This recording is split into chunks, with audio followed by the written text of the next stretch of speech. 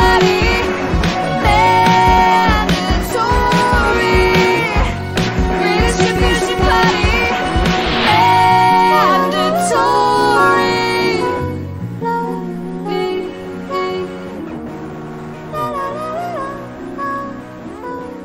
Redistribution party. Hello, and welcome to Mandatory Redistribution Party. My name is Sean Morley. The episode you're about to hear is my effort to pin down a big thought I've been having for 1 year. The way one might try to capture a wasp in a cup when wearing bad gloves. Having now edited the episode, I can tell you it's about the following question. If human beings are actually irrational animals, to what extent can they be blamed for their behaviour under capitalism? But to arrive at this question, you must listen to my searching hands grab babyishly at the vastness of capital's structural complexity, while Jack's larger adult hands tries to work out what I am getting at. As ever, if you'd like to support the podcast, you can pledge us some of your scrap over at patreon.com/mandatory redistribution party to unlock a trove of bonus content. And to those who recommend our podcast digitally or verbally to other new listeners, I have this to say. We see you, we love you, you are valid. And with the admin complete, it is time to begin the episode. Please roll the first tape. Part 1. I am just a little creature. That's it. I cannot change this. I want to take us back to a topic that we discussed in Mandatory Redistribution Party episode 13, in brackets Captain ACAB, where we talked about the tendency in the Middle Ages in Europe to put animals on trial. Naughty animals. They were not. Well, that was what we. If a swine has consumed your baby without your permission, I don't know why I think even if with your permission, it'd be a crime. Yeah, I actually think with your permission, you're implicated. You should also be on trial. Well, I mean, it might mean that the swan's now just an accomplice. It would change. It would change the verdict, I think. Oh, a swan? No, I think I said swine. Did I say swan? Pigs Both did used to animals. do that. I don't know if swans have been incriminated for that activity yet. No. Swans exclusively break a man's arm. Yeah.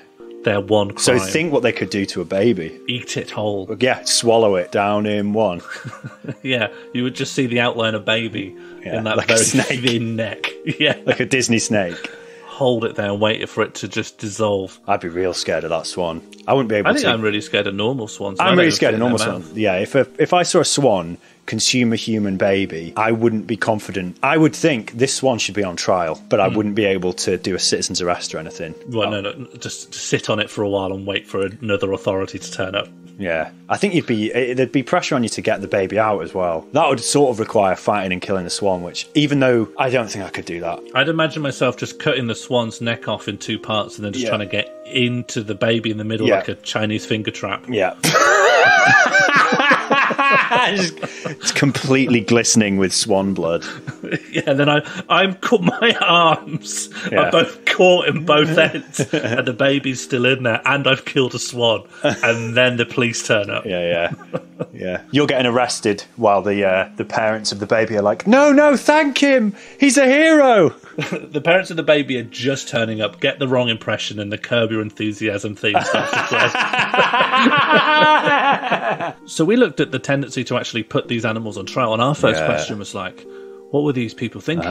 They were so wide of the mark, because I know what an animal is capable of. Yeah. And buddy, it ain't much. No, depends on the animal, but... It depends on the animal. One might be stronger than the other, or better at seeing a shrew from the cloud line. But dolphins and killer whales kill for entertainment. And yet they were never on trial. Yeah, exactly. I don't think a slug destroys your garden for entertainment. No, just to be vindictive. Just pure spite.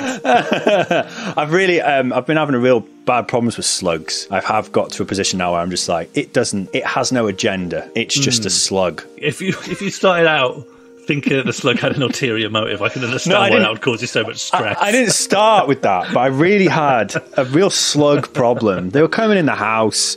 At one point, I was confident they were coming through the letterbox because on 3 separate occasions, I found a slug inside the front door by the letterbox, pointing away from it as if it had emerged from the letterbox. And I know intellectually that a slug does not have the strength or mental capacity to open a letterbox and get through it. You know, with all the like bristles inside. One of them types of letterbox. What, you think a teen put a slug in my letterbox? No, a team of slugs. Oh, right. I said a teen. A team, maybe. This wasn't a slug. This was a teen. This is the new Beans in. Gently placing a slug so it's still alive through someone's letterbox. Yeah, the spirit of Happy Slap is still alive. Yeah, so I thought... I couldn't help. I saw a pattern and I couldn't help but read intent into the pattern of behaviour. But it can't possibly be there. It can't be there. On slug level. So this is the point. There's variety between animals, but in general, humans separate themselves from creatures. And then that's what we found is that we have like gone on to separate ourselves more, and we looked at it previously, and we learned that the reason they put animals on trials because people lived with animals, and felt through their shared experiences of like living together in one house, as they would quite often do.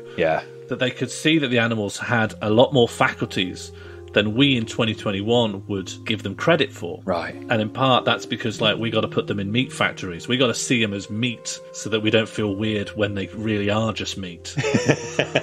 And I got really interested in this like redesignation of animals as being different from humans. I started thinking, I bet these died out when the Enlightenment starts up. Yeah. And then I looked up the dates and like that is when they fizzle out, right? When we start hitting the Enlightenment. The Enlightenment. The Enlightenment, when everything went bad. We used to be able to just live in a hut and die. Yeah. Embrace tradition. Reject the Enlightenment. And the thing that happens in the Enlightenment is that people go pretty gaga for the idea of human rationality being divine. Yes, reason. Reason is what makes us superior. And the way it kind of comes about is like literacy starts becoming way more widespread. People start going way back and reading like all of human history again. I think we're still in the era where you kind of read all the books, which is always funny because Christians get well into ancient Greek philosophy, despite Christians having destroyed it all, and the only copies of all that stuff being in the in like the Islamic world, right? Well, because they're pagans. That's all they need to know. Right? So this is like a completely different way of viewing the world. It doesn't make any sense if you are hardcore into Christian dogma. Like Plato's world of the forms replaces God and all the angels with just an imaginary ghost of every kind of table and chair and swing and stuff. They're not compatible, but there's a massive intellectual effort to make them compatible, because these kind of are still foundational on loads of the books that follow, like the history of like Western thought, as much as it is a creation of great white men inventing how to think. There is still like a lineage that comes from these things. Dog shit university modules. Still, at this time, that lineage is being created because these people see these philosophers from the Greek antiquity as very important, and want to synthesize them with Christianity and what they come up with, which gets cemented in the Enlightenment, and it is cemented even now, which is that human beings have this amazing faculty which is completely divine and completely separate from anything in the animal kingdom, and that is the ability to reason perfectly. And we, on some level, take that for granted and base our entire system of politics, economics, and social assumptions on the idea that we are all abacuses capable of weighing up all the options and coming to a coherent conclusion 99% of the time. Which is why we have reached a level where we not only manufacture, but purchase and collect Funko Pops and Pokemon cards and yo-yos with RGB lights in. Oh, I actually love those. I was big into those. But is love reason? Is anything reason? Is anything reason? Tell me one thing you've done this week that was like an expression of pure reason. Nothing, I'd never do anything like that. Everything's just... Would never claim to. And I get where people are coming from. Like, I'm talking to you on a computer. Yeah. That's a pretty impressive thing for an animal to make. Yeah. It's just a tool, though. Crows use sticks to get stuff out of bottles. If crows could write stuff down, right? If crows had an axial age, they'd have their own, at least an intranet. It's coming. It's coming. They would at least have an app. In the mass extinction event that takes us out, crows will rise. Crows actually can rise anyway. Yes, they can fly. That's one of their biggest strengths. I would say that, like, the axial age, when we started writing everything down and people would share ideas, that allowed us to, like, go beyond normal animal form. We animorphed one step up in our own personal evolution. Yeah. Because we can share stuff, but each individual's, like, contribution to that is, like, kind of little. And every great person from history was actually stealing quite a lot from other people. And adding something valuable on top of that. Are human beings these completely rational things that can go into a marketplace to buy a little sponge or a scourer and make a perfect decision? No. I've never known anyone to make a perfectly weighed up decision. I've never known any of the people vaunted as the smartest people make a perfectly weighed up decision. Now that I've, like, spent years examining the actions of politicians and reading their own words and private memoirs and listening to their podcasts, I don't think any of them have ever made a perfectly weighed up decision like a computer would, and not just an animal that's full of instincts, heuristics and biases at all times. And now that I have, like, lots of friends who are PhDs and academics and researchers and, you know, write about the intellectual issues of the day, they are also no more intelligent than the person that I could just bump into on the street or talk to in the supermarket. They're all just different kinds of people. Yes. And people are a kind of an animal. And we have been engaged in, I would say, 200 to 300 year propaganda campaign to complement ourselves into thinking that we're not. I like those videos. I've started getting presented videos on TikTok now where, like, a creature interacts in a human way. And a recent one I saw, like, an ape go climb a climbing frame, like a kid's climb. I don't know if it was a kid's climbing frame or an ape climbing frame. They look very similar. And he climbed up it, and then the person we were with was like, "Oh, can you help me up?" And they put their hand out, and then the ape helped him up. And then when they got to the wait, and when they got to the top, the human put their fist out and went fist bump, and an ape looked at it and fist bumped. Good boy, fist bumps. Right? Yeah. So people are like, "Oh, this ape's like a human," and it's like, well, or yeah. If you would put that camera down for a second, it would be a lot more clear that this is just two animals having a laugh. Yeah. My favourite anthropomorphic TikTok video is any animal that has a knife. Including that boy at a party. The little boy. That's I got a knife! Yeah. A knife! That's my favourite animal with a knife. Yeah. Let me see what you have. No! That's pretty fucking good. Do you remember when they announced that Pokemon and one of the Pokemon's got a knife in its mouth? And there's this other Pokemon that you can't even fucking remember, because why would you get that one? Yeah, a dog with a shield. I do not care. I don't give a shit. Yeah. That was the first Pokemon game where because they've always split them into two, where it's like the good one and the bad one.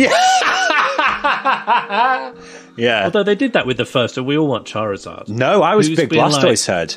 It's a fucking it's got guns in it. It's got water guns in its back. And isn't that a massive departure from every other Pokemon design decision they ever made? How many Pokemon have got military apparatus protruding from them? Isn't that canonically like either the 6th or 9th one they... Well, I suppose they didn't make them in order. But it's number 6 or number 9, isn't it?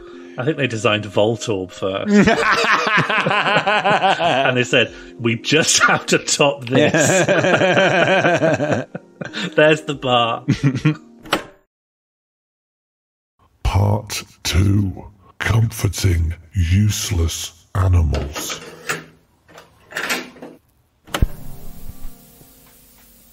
Human beings are just a kind of a creature. Yes. The worst kind. Is it the worst kind? Have you met a wasp? Yeah, and they're better than us. That's true. Yeah. They can't cause systemic violence. Yeah, their capacity to pollute the climate is much less. Yeah, you're right. They can't do a climate change, even if they wanted to. You could get all the wasps together and go do climate change. That's a lot of wasps. I think a lot of them would die before they raise the CO2 level at all. They can do some fucked up shit. Have you ever lived with wasps? What do you mean lived with what? Just had wasps, Like wasps in the house? Yeah, sorry, that sounded like a sitcom premise. Yeah, like the Sean tenancy agreement. and the wasp. Yeah. Although, actually, if I live with wasps and my rent is divided by how many organisms there are, wow, I think I'd be up for it. Well, that's another thing wasps don't do. Charge rent. No wasp landlord. But they could enforce it if they They wanted to. fucking could, yeah. So we're creatures, is what you're saying. Yeah, we're creatures, and we're not as capable Yeah. as what we think we are, and we are not as smart as we think the smartest among us are. Yeah, The smartest among Absolutely. us are more of an animal than we'd like to think. absolutely. But we are terrified, human beings creating some kind of mega sci-fi dystopian 1984 system Right. of like control and mediation and planning and scheming that I think Yeah. is completely beyond our abilities. I take a lot of comfort in believing that human beings aren't very competent in general. Yeah. It depends I'm not what. saying there haven't been. I'm not saying there haven't been yeah. conspiracy theories. I'm not saying there haven't been like mega sneaky things happening. But I think across history, Yeah. the stuff that has happened has actually been a lot more brute force than super intelligent 4D chess. There's just propaganda campaigns of mass lying and just telling important authoritative voices to do a lie, or just sending in people with guns to get their political aims done. Yes. There's never been like this 1984 level of like complete sci-fi social control where everyone's brainwashed. A human being could not be the architect of that because that's too complicated for human beings to work out. Even if, yeah, and I think even if there was, even if there were some human beings who could hypothetically conceive of such a system, it would be difficult to actually employ because of the amount of random chaos in It would fail. in a system. Yeah. Everything of that complexity would fail, but I think there is a mainstream fear that those kinds of systems are not only being plotted, but they are successful and they are happening now. Are we talking about like Soros conspiracists? I don't even mean just conspiracists. I think that there are like liberal commentators who have people they champion who I think they are capable of this kind of four-dimensional political scheming. Are we talking about fucking Keith? Not just Keith. I'm Right. talking real general, right? Okay. But yeah, Keith is among it. Keith is Yeah, among it. yeah, When yeah, people yeah. see this guy who is, he is an uncharismatic, openly confused man, and people are like, well, that's part of the plan. There's a lot of that's You part just of the plan can't see stuff how coming many from moves people. ahead he is. I'm not as smart as the person I'm Yeah. championing, but I'm smart enough to know how little I don't know, and that they are a mega brain genius. Yeah. In positive and negative terms, while we can see the animal in ourselves, this is like imposter syndrome, right? Imposter syndrome for conspiracies. While we can see the animal in ourselves and be like, I know what I'm capable of, and it ain't that much, but I'm not going to let on because I have a job. But you can see other people who seem way more powerful and authoritative, Yeah. and you're like, they're the mega brains, right? I've always been told that human beings have this like real rationality. They've got capable of these big rational schemes. They must be the people doing it. It's linked to people who attribute individual reason or individual genius to stuff. Like, and obviously individuals can have massive impacts on history, but big successful things have only ever happened collectively. And individuals might contribute to the effective organisation of those collectives. You could take Nye Bevan out of the history of the NHS. There's a possibility something similar might have emerged. There's no person that like every single thing in the NHS is currently plugged into that's making it work. So I think the emphasis on the individual is not to erase the individual, but I think this is what you're describing is a symptom of liberalism, which is this idea of, which is obviously intimately linked to the Enlightenment, which you previously mentioned, about like some individual talents contained within a person. I think you're right, and I think if you want something to be very complicated, you need a lot of people working on it and maintaining it over time. No one could sketch it out and it will work. But I also want to say a collective, while more effective, is still a collective of animals. Yeah. And it's still like, even things like the NHS, even things which are massively useful constructions, like the idea of a library and the maintenance of a national library system, it still would have started as a very fucked and not very well run thing that needed time and evolution to become something that can sustain itself. When I think of like I am most acutely aware of the CIA as like one of the most well-funded intelligence agencies. And so I kind of use it as a bench poll of like, if you gave a collection of humans who are considered the best at doing intelligence work all the money and resources they could have, that surely would help you on some level work out like what's the upper bar for how well humans can work at a highly complicated task.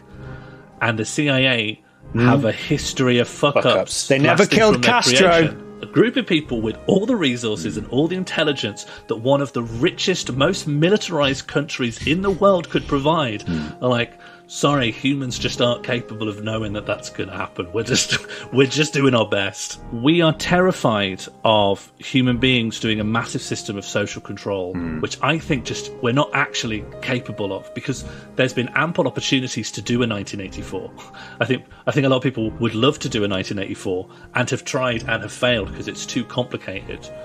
Who is terrified of this? I'm using the word 1984 to characterize a real broad range of systems of massive social control that is effective at like brainwashing and controlling all of society and the human mind. And I just don't think it's possible. I don't think the human mind is flexible enough to be controlled that way. I think it will just make people sad and ill and just raise the suicide rate. I don't think you'll create this perfectly controlled society as an authoritarian regime. But I also just don't think that there is enough but do you not think capacity to plan for that and architect it. But capital doesn't need that. It needs to an extent. It needs there to be limits to what is acceptable discourse and acceptable politics and acceptable consumption. But it doesn't need an authoritarian. It, of course, needs authoritarianism in terms of the enforcement of borders and the enforcement of wage labour. But it doesn't need authoritarianism in that sort of George Orwell dystopia. And yet I think it's always in the imagination. But isn't it primarily in the imagination of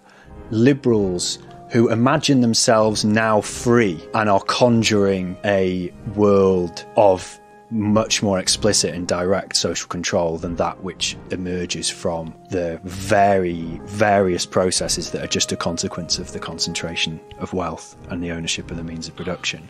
Like, isn't it just like, this is a specific liberal disease, and even the conspiracist tendencies of it, which you can see at people like leftists who haven't thought about this enough and haven't quite got to the understanding of systems yet, so they're still at there's a conspiracy and there's these people pulling the strings kind of thing, or which is a side effect of liberalism, of thinking about the bad individuals, the Vladimir Putin, the Donald Trump, the baddie.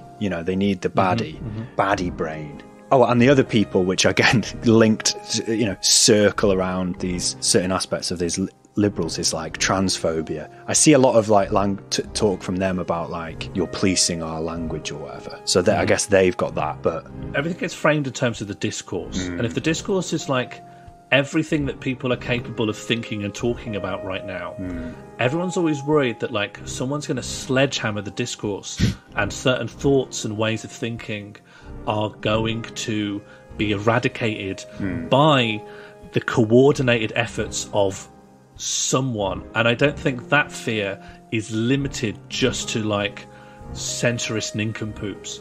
I think a lot of people are worried that... Who? A lot of people who? We'll break it down. So I think obviously on the right, you've got just complete conspiracy theorists who believe of course, there is a global elite or hardcore anti-Semitism, etc. Sure, and that there's a brainwashing effort going on. So we've also talked about this liberal obsession with discourse, but I also think that the left, there is another worry about this idea of there being a discourse and that we are massively marginalised within it, and that there is a concerted effort to stamp out the very concepts we need to express ourselves, partially because that is happening. Like our very language and our very vocabulary is intentionally co-opted so that we can talk about woke scolds, and suddenly a language that was very useful in the Black American community to talk about systemic racism now has to come with like 5 asterisks to be like, yeah, do you remember like when Black Lives Matter happened and this had this very particular meaning, and now I've got to qualify my language all the time so that I sound boring and repetitive. Well, yeah, but I think we're in a really waffly, because that to me is you've described a different thing in that you've just described a real process that's happening versus a hypothetical 1984 scenario. So which one are we talking about being impossible? Because one of them's happening. So then the premise that it would be impossible is nonsense because it is happening and has happened. Part 3. A big blob that wants to grow.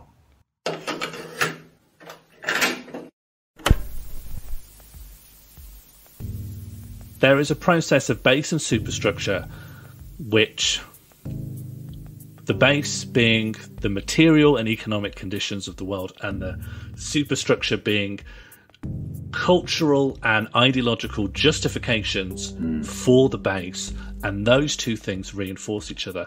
And that is a real system that is happening. It is so complicated and so self-reinforcing that it is almost happening outside of the desires of any one specific architect.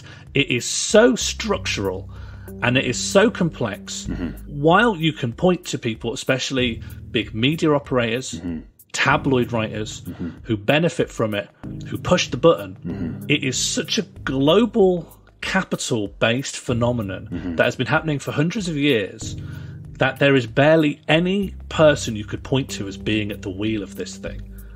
That's true. And it is a level of social and mental control that is so complex that it dwarfs any 1984-ish conspiracy theory that you could ever put together, because people are writing books year in, year out, just trying to get to grips with how this system works. And every year it expands further into new horizons faster than we can intellectually analyze what's going on. But we are animals. We cannot even intellectually grapple with the process that shapes the limits of our own ability to think about it. Because I've already talked about, I believe we are intellectually quite limited. And so there is this system which is so much bigger and more powerful than us that even if we talk about the capitalist class and their power, and that's not wrong, but I could not point to, no Jeff Bezos in the world could be like, time to stop, I've had enough, I had a change of heart. Time to stop it now. I don't know how many people would need to bandy together to stop it. You could crash a bank, that will be fixed. You could pause the economic system. It will be surrounded by like the white blood cells of capitalism, which are people holding the line, and now we fixed it again. It's almost as though understanding things as premised upon class and systems and processes is more useful than understanding it on the basis of individuals or specific institutions. Do you know, you say this, right? But intellectually, completely de-individualizing this thing, when it is made of animals, of course, this is a system made of animals. It is so intellectually hard to not think about the animals. You know, when you see a Portuguese man of war or one of those jellyfish and they're like, do you know it's actually a million jellyfish? I would go, no, it's fucking not. What are you on about? That's not a million jellyfish. Stop fucking lying. That's our jellyfish. And just as I can't be like, do you see those million jellyfish over there? I cannot get outside of animals looking at other animals. Yeah. And also, as much as we can say structuralism is important, systemic analysis is important, who really sees the world in that way and not as animals? Well, the humans who, if we accept the premise that the humans, if we accept the premise that human beings are animals, human beings conceived of abstraction and systemic thought. So lots of people all the time, constantly. Oh, I'm not saying they're not capable of it. Yeah. Loads of people are capable of it. Yeah. But no one like has the they live sunglasses on casually. Yeah. Do you know what I mean? You put them on to write the book. You put them on to go on your particular Twitter alt. You put them on to have this conversation. You completely disassociate yourself from the idea that this is like a human invention. It's almost like it's a human byproduct or a human emergent thing. Yeah, some sort of dialectical process that's ever changing or something, maybe. I don't know. It's like this self-sustaining idea germ. Yeah. Right? Yeah. It is an economic system that has crawled out of the money and has gone into everyone's brains and seeks to sustain itself like an organism. Yeah, it's parasitical. But unlike a parasite that lives inside, we're the thing that lives inside. We're the parasite on it. No, the capital's definitely the parasite on us. Well, it's bigger than us, I'm just saying. It's bigger than us. Capital is presently destroying... The logic of constant profit and capital accumulation is destroying the planet that capitalism lives on, which parasites do.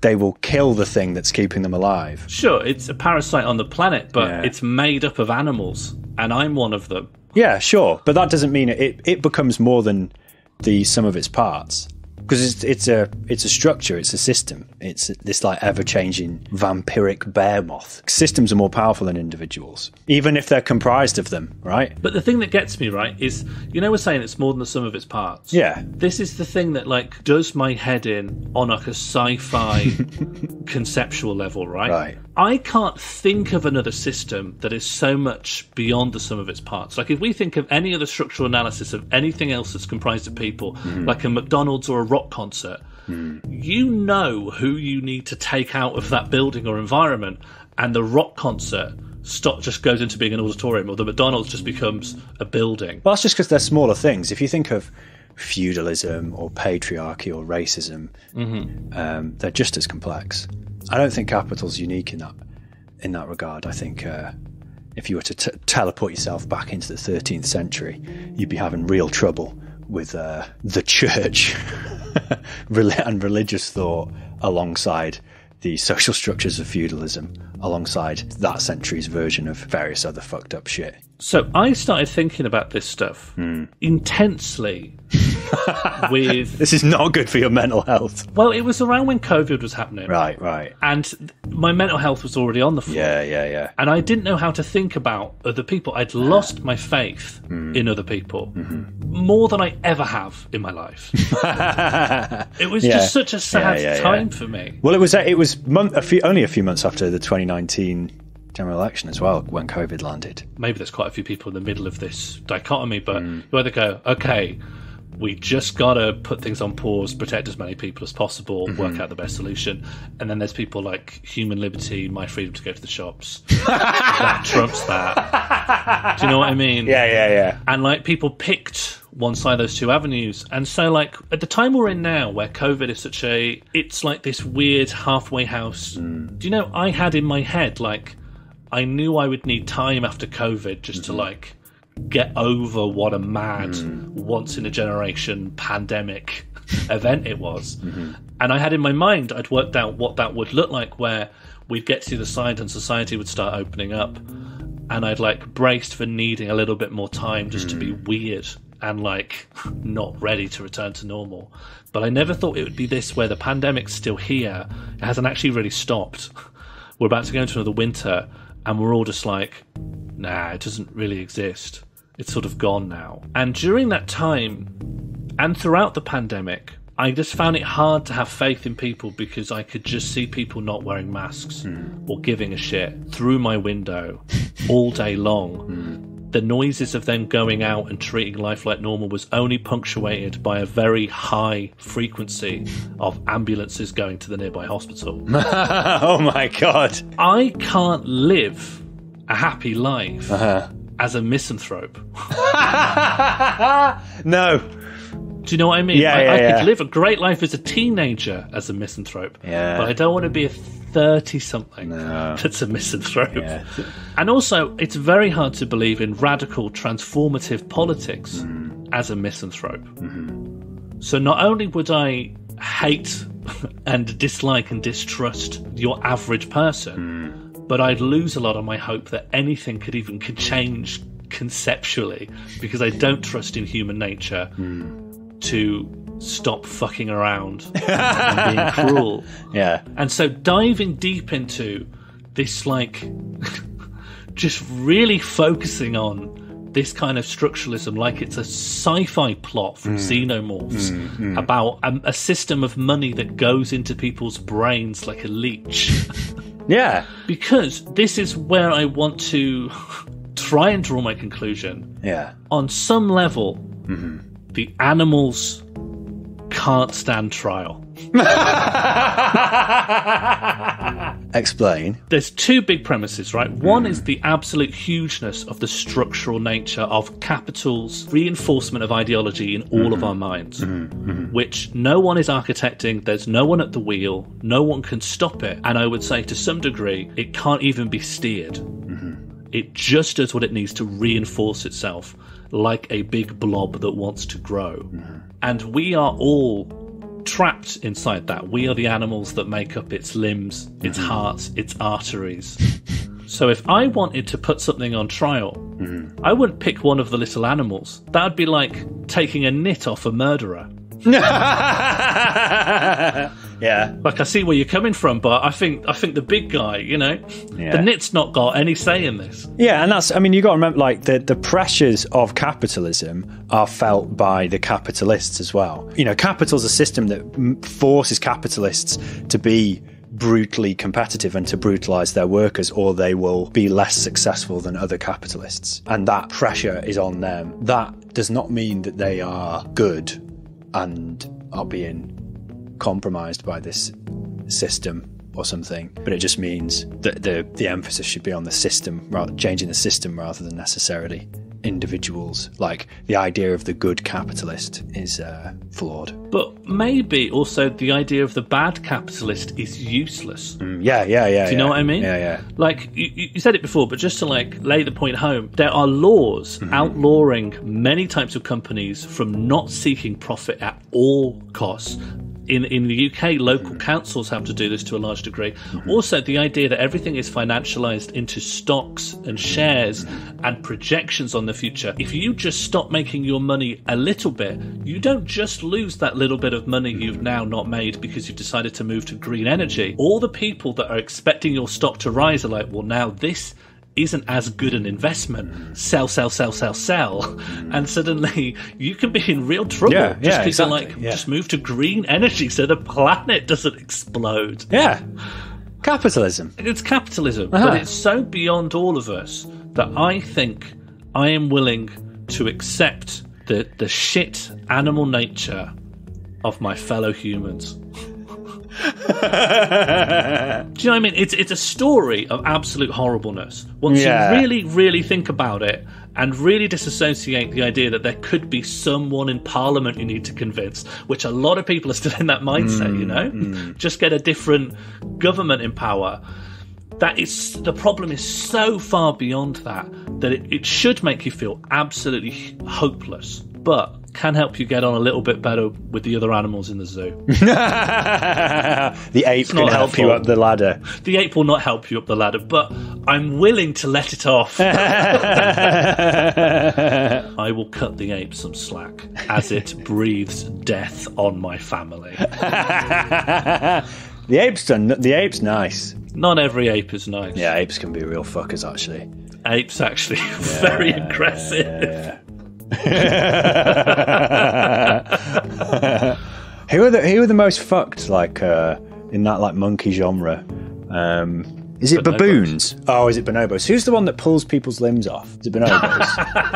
I don't know about pulling limbs off. Yeah, that's the thing. What? Why? It's just like, you know, baboon rage. Yeah, Bloodsport. At least it's rage. Do you know what I mean? Yeah, it's not a Someone plan. doing that calmly. Baboon's pulling off someone's limb and its heart monitor's like, heart rate's going down. It's heart monitor. It's a Twitch streamer. Yeah. Here we are, guys. Logging on. Thanks so much for lighting on this casual stream. I'm going to get speed run. Guys, I'm going to be doing a speed run of ripping off this guy's forearms. As you can see, here's my heart monitor. I'm trying to get the new world record for ripping off a guy's arms. Okay, here we go. Spam those emotes in chat, guys. Here we go. Wow, that'd really get you banned. A GoPro footage of a bonobo tearing someone's limbs off. Mate, but before you get banned, you'll be on the front page.